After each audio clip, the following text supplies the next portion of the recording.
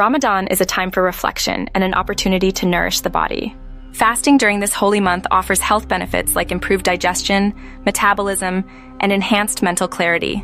For suhoor, focus on nutrient-dense foods to sustain energy throughout the day.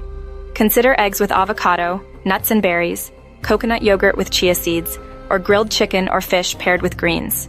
Staying hydrated is crucial. Drink plenty of water and include hydrating foods like cucumbers and watermelon in your meals to prevent dehydration during the fasting hours. When breaking your fast, start with dates and water.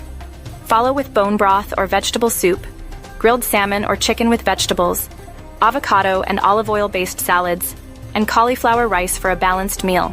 For dessert, choose healthier options like coconut yogurt with honey, baked figs or dates with almond butter, or dark chocolate with almonds and berries to satisfy your sweet tooth.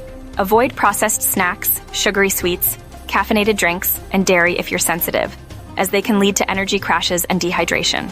Stay energized and hydrated throughout Ramadan with mindful food choices.